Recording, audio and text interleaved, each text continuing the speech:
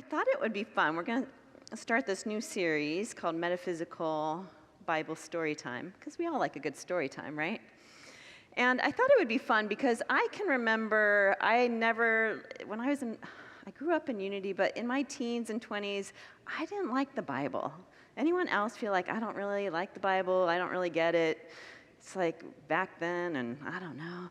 Well, and then in 1999, the ripe old age of 29, I went for my first week of classes at Unity Village back in Lee Summit, about 45 minutes from Kansas City, our headquarters for Unity. And I took my first classes, and I was really burnt out at the time. I had done, undergrad and graduate school and an internship and started working, and I was burnt out, and I was like, I need to get back to Unity Village and take classes, and I thought it was going to be like a retreat. Turns out they assign you the classes to take. And I said, well, I definitely don't want to take the Bible class. And she said, girl, you have no choice. You're here for this first week, you get these 4 classes. And I was like, oh. And then I walked away from that week loving the Bible, loving Bible stories, because I started to realize that once you took the historical context, the metaphysical definitions and meanings, and you put it all together with a new spiritual insight, well, then you can apply the stories to your life today. And they become really exciting, but also the Bible comes alive for you. So tonight we're going to start a 5-week series, Metaphysical Bible Storytime. And I'm going to start tonight with the Miraculous Catch of Fish. It's from Luke 5, and it's also referred to as Jesus calls the first disciples, because this is really when he's also calling the first disciples. He's starting to gather up his disciples. Now, here we are in Holy Week, so this is going to be a really quick week, right? We've got the beginning of the disciples, then we got Good Friday. Not always, why do we call it Good Friday? And then we've got Easter, right? So it's a Holy Week. We're going to kick it off with Miraculous Catch of Fish. And it's a story about prosperity and abundance and how we can manifest prosperity in our own lives based on our own level of faith or belief in our own divine nature and our faith in our own selves. And can I manifest in my life? Can I demonstrate with the power of my words, my thoughts, and my actions? It's a story also about knowing that we live in an abundant universe. So let's jump into our first story, everyone. So, our guy Jesus, he's standing near the lake of Gennesaret, and he's speaking to a group of people. He's teaching, he's preaching, he's got his preach on. And as he's preaching, he sees there's 2 boats at the water's edge, and he notices that they're pulling up their nets and they've got no fish. And they're just pulling up the nets with no fish and getting ready to go home. So he steps into one of the boats, the boat of Simon, and he continues to speak to the crowd from the boat. And then when he concludes his speaking, he says to Simon, "Put out into the deep water and let down your nets for a catch." Meaning go further down into the water, put out your nets. Now Simon answers, "Master, we were working all night long. We haven't caught anything, but it's you. So okay, we'll go back out and we'll let down our nets." And they do that, and what happens, they catch so many fish that the nets are starting to break, and they need to call the other boat over. And the other boat comes over, and there's so many fish that both the boats are so heavy, they're about to sink. That's how many fish now that they've caught. Now Simon, feeling all the feelings, I guess, because he falls to Jesus' knees and he says, "Go away from me, for I am a sinful man." A little dramatic, I think. But nevertheless, "Go away from me, for I am a sinful man." And his partner, James and John, are watching this, and they're wondering, what's Jesus' reaction going to be? And Jesus replies, "Do not be afraid, for now on you will be catching people."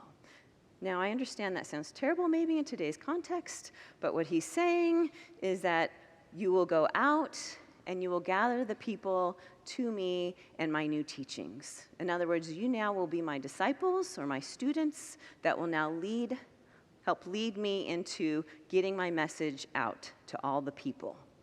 And this starts the beginning of his disciples. So, how do we decipher this spiritually, metaphysically? So whenever I'm looking at any Bible story, I start with, Unity has the Metaphysical Bible Dictionary. We also have the Revealing Word, both written by and collected by our co-founder, Charles Fillmore. And it really helps us to define the nouns, the people, the places, so that we can really look at the deeper spiritual meanings and the historical context of what's happening at that time. So metaphysical meaning beyond the physical. We don't look at it literally, we look at what's the spiritual message here. So I always look at those two resources, the Revealing Word and the Metaphysical Bible Dictionary, and then I kind of rewrite it with the new terms or definitions, and then I look deeper and I really just sit with it, meditate with it, and I say, okay, how does this apply to me today? What's the message here? So here's what we learn from this story. So metaphysically, Gennesaret, remember he's in Gennesaret, it means the valley of riches. The valley of riches. So he's in the lake, Gennesaret, meaning the lake of riches, the lake of prosperity, of abundance. And soon, or the soon-to-be disciples, are casting their nets, and they're in shallow water. Or they're kind of just casting it out, and nothing's here, we're just going to kind of come in. And so often with a challenge, particularly maybe centered on prosperity, we're looking at the surface of the water, right? We're looking at the surface of the water for our answers. We want to just look at what's just right here in front of me. Or, the situation seems to be this is the answer. We went out, there was no fish, we're coming back in. Or I have this challenge, there's nothing I can do about it, it's just this way. I'm going to keep on going about and thinking there's no answer here. We forget to look deeper. We forget to see beyond what's right in front of us, the surface level, to go out larger, right? Cast our nets wider and deeper to see the more with our spiritual eyes. Because beneath the surface, there are plenty of fish.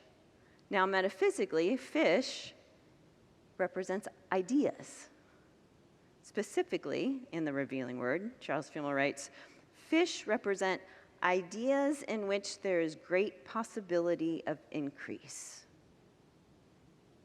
Fish represent ideas in which there is great possibility of increase. So here we're being asked to take our view deeper into a spiritual view and to look around, and if you don't like what you see, you don't call it a day and say, well, our nets are empty, we're going home, but instead to realize, okay, let me look bigger and wider and farther. So even as I'm standing here right now, if I was in need of abundant health, maybe I need an orthopedic surgeon. Are there any orthopedic surgeons here? Okay, that would be pretty remarkable if there was, wasn't there? Now, if I just said, okay, I need an orthopedic surgeon, anyone here? Nope, okay, well, that's it. Nothing I can do about that knee then. No, we wouldn't stop there, would we? We would cast our nets wider. We would keep on asking, well, maybe in the zip code. Well, maybe in Greater Phoenix. Definitely, probably in the state I could find an orthopedic surgeon, right? But if I just stopped with just this room, I've limited my good. I've limited my abundance. So we need to take action. Maybe further, deeper than we thought. Maybe widen our view and see all the possibilities. So our fifth unity principle is about taking action, having faith, and then taking action. Because as we take action on that faith that the waters are plentiful, that there's a lot of resources out there, there's lots of fish or divine ideas, our abundant supply is available to us.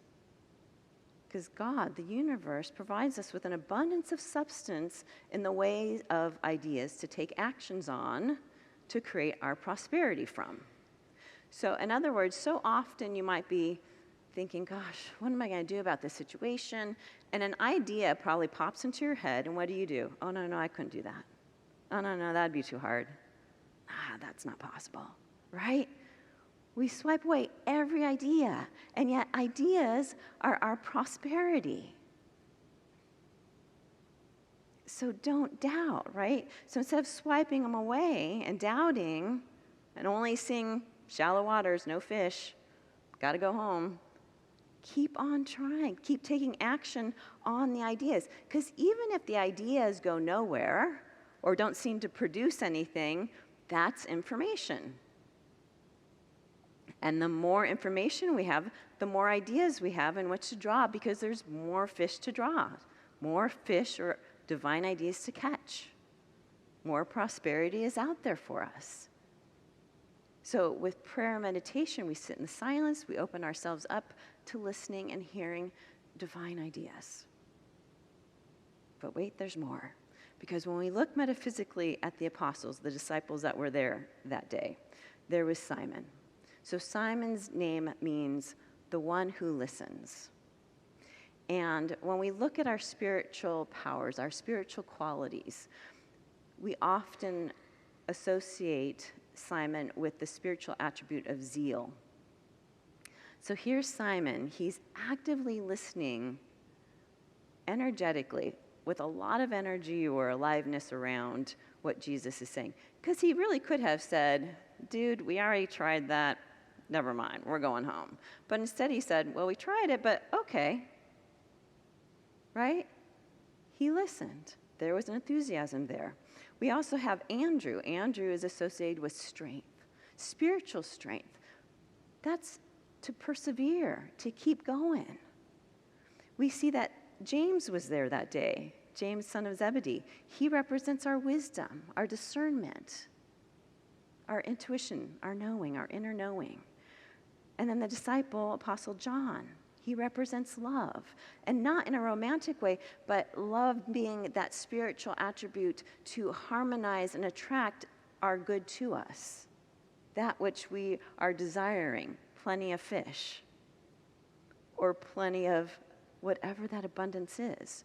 So what a fantastic story here to remind us that when in times of doubt or challenges, we can turn to these divine powers within us, these qualities within us, such as zeal, that enthusiasm to achieve, that urge to keep going past this room, keep casting out our nets. We have within us strength, the spiritual strength to stay steadfast. We have within us wisdom to discern what is best for us. And we have already within us this love or harmony in order to attract to us and bring to us our good and our abundance. They're already all within us. They're already on the boats with Jesus, that Christ consciousness. So we don't need to look out there for qualities that are already within us. All the spiritual attributes and strengths that we think we need are already within us. We already have them. It's just up to us to remember, to tap into, to be conscious of them, and to apply them. So with this in mind, what the story is telling us is that by embodying our divine nature, we can go deeper into the waters of our consciousness and focus on our spiritual thoughts of plenty. We can listen to our Christ nature, our divine nature. And then we take action on these divine ideas, and then we expect to receive even more. We need an extra boat. That's how much good comes back to us. Unity minister, author, speaker Eric Butterworth said, God is the source of a mighty stream of substance, and you are a tributary of that stream, a channel of expression. So we keep the stream of our supply open by listening to the divine within us and around us. And then we take action on those ideas. When we take action, then we're moving with the flow of life, with the flow of that life energy, so we keep everything in motion. It's just like a stream. We become the channel through which prosperity is expressed. So if you have a body of water and it's just sitting there, right? If we're afraid, and so we're just holding on to our money, our prosperity, or whatever it is, well, that pond gets swampy, doesn't it? You need an inflow, but then it's spilling all over the place. You need an outflow. Then we get a flowing stream that's clean. Same thing in our lives. We need an inflow and an outflow so that we can be the channels through which prosperity is expressed. So I want you to take a moment right now to think about a time where you felt the happiest. When was a time recently where you felt happy? Everyone got a moment recently where you felt really, really happy? And just in one word, what would that one word be that made you happy? What was it about that moment that made you happy? Just a raise of hands. For how many people was it your family? How many people friends? Maybe pets. Maybe it was trip or travel. Maybe it was a good meal.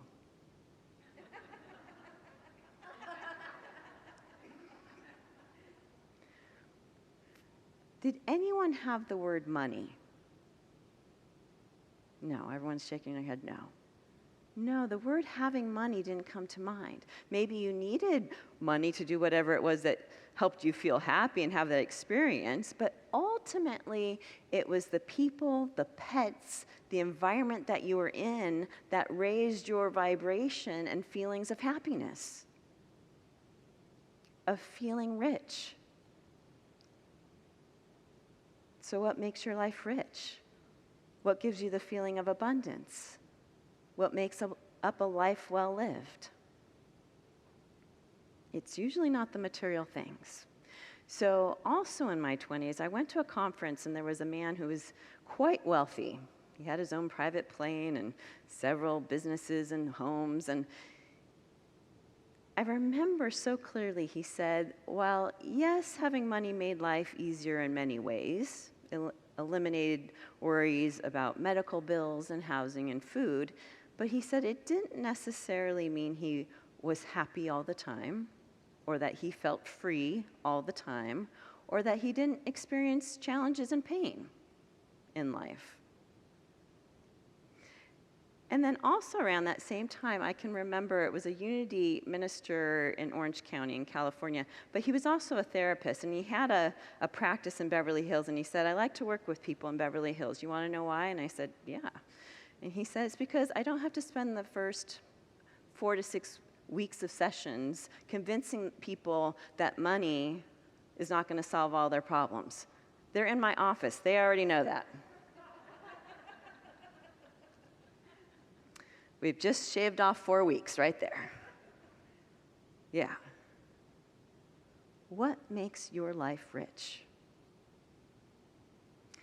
So here's on the screen from Eric Butterworth. In spiritual economics, he notes the Latin root for prosperity means according to hope, or to go forward hopefully. I wanted to make sure it was on the screen so you can really sink into that.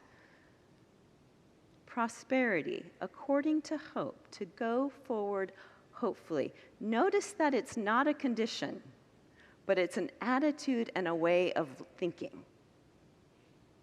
It's based on how you think about your life. It's your thoughts and feelings determining your level of how prosperous you feel. It's our third unity principle, that our thoughts are powerful, that our words are powerful, from your lips to your ears. from your thoughts to your belief system. So you can pay your bills and feel poor, or you can pay your bills and feel grateful for your ability to pay them, or what you can pay of them, or that you can set up a payment plan. But there's a choice there. Here's what Charles Filmer, our co-founder, wrote in his book, Keep a True Lent. On your screen, you can follow along. He says, watch your thoughts when you are handling your money, because your money is attached through your mind to the source of all substance and all money. When you think of money, which is visible, as something directly attached to an invisible source that is giving or withholding according to your thought, you have the key to all riches and the reason for all lack. What energy or thought are you attaching, consciously or unconsciously, to your money? In other words, what's that energy or feeling underneath or within you as you handle your money, or your debit card, or you're tapping your phone? I love tapping my phone. I feel really rich. But is it fear and worry and anxiety, or anger, not enoughness, oh no? Or is it, I'm so happy I can buy this right now? When you're at a gas station, are you freaking out and complaining? You got California gas prices right now? Or the alternative is to say, yay, I can put gas in my car so I can get to where I want to go. I can put gas in my car so I can go visit my friend, or I can come to church, or wherever your car is taking you. But see, it's the strong feeling that's driving the thought and therefore the experience. Prosperity is an attitude. Let me go forward in this situation with hope. An action my husband and I have taken in the past, of course, whenever I share a personal story, I've asked permission first. And we continue to take is, tithe. We tithe to circulate our good, because giving is a way to be more abundant. And it seems counterintuitive. What, I gotta give in order to receive? Give to get? Yes. Because as we give, what happens is it's an energetic message to the universe that says, yep, I know I'm in the flow of prosperity and I will be supported. We're acknowledging as we give that there's no lack except in our consciousness. So when our kids were younger, I was a stay-at-home mom. Juan was starting out in a new career. Money was tight. This is around 2012. So in 2012, we had maybe like $25 for a week. I did the math. With inflation, that's like having $37 for the week with 2 small children. So if you can think of we bought the food for the week, but there was gas to get to games and school. There were other things that would come up during the week. It was tight. And so there was the reminder. Hey, the truth is we live in an abundant universe. That's what we would say. The truth is we live in an abundant universe. And then we focused our thoughts on there's an abundance of resources in the universe. We will be supported, and we will listen for ideas that come to us. And then we aligned our consciousness with the knowing that there is enough. And then with this belief in mind, we tithed. Even when we only had $25 for the week, we still tithed, even if it was a couple bucks. And you know what? Somehow, the $25, $37 in today's money, somehow we got through the week with $25 and a full tank of gas and everything we needed. Because tithing is living in a giving consciousness. It's not just about our words, it's about the energy. Our energy shifted. The vibration we were sending out changed, because remember, we're vibrational beings. So we had our action, tithing, matching our thoughts. The action, we threw out our nets, and the thought was, if I throw out my net, I'm going to receive what I need and even more. And remember, prosperity it's not just about money. We often associate with money. But time can also be something that we bemoan we don't have enough of. Or maybe I don't have enough friends, or I don't have a relationship, or I don't have good health. It's that lack thinking. There's not enough fish, so I'm going to go home with my empty net. But that lack thinking turns up in every area of our life. So we start to pay attention to it. This is your invitation. Start to pay attention. Again, in Unity, we teach our thoughts have creative power to determine our events and attract our experiences. So we often hear, where your focus goes, your life flows. Or the law of mind action, thoughts held in mind produce after their kind. It's easy for our humanness to see too much poverty, or too much hate, or too much violence. And I'm not saying to pretend it's not there, but what I'm saying is we can use our pivotal mind. This is a term Charles Fillmore often used. We use our pivotal mind to, instead of seeing the abundance of not enoughness, of lack, we can pivot our minds, shift our thoughts to the abundance of enoughness. We can throw our nets out wider, place our focus there, and know that there's an abundance of good. We don't just look for it, but we expect it. Prosperity comes from our thoughts and our attitude. It comes from within us. So be the feeling you want to experience or manifest. That was our meditation tonight. Be the feeling you want to experience or manifest. Because we're connected to and a part of this wonderful life force, the one power and presence of the universe. And so we determine how we're going to experience life and therefore our prosperity. So it's up to us. Cast our nets with zeal, with wisdom, with perseverance, to harmonize with the oneness, the allness of the universe. So I have some affirmations for us before we end. The first one is, my prosperity begins with me. Together, my prosperity begins with me. As I follow Spirit's direction, my life overflows with unexpected blessings. Together, as I follow Spirit's direction, my life overflows with unexpected blessings. And last, guided by divine wisdom, I cast my net and receive more than enough. Together, guided by divine wisdom, I cast my net and receive more than enough. Absolutely. As you cast your net in faith, the universe will meet you with overflowing good. So the invitation tonight, is to know that we live in an abundant universe. So what we learn from the story of the miraculous catch of fish is that there's many fish in the sea, meaning there's many divine ideas and opportunities that will lead you to your prosperity if you listen and take action on them. It's remembering our unity principles, our spiritual tools of gratitude, of giving, of elevating our thoughts to focus on abundance. And that's when we can experience a more prosperous life. That's the invitation. So I wish all of you blessings on your prosperity journey. Blessings, everyone. Thank you.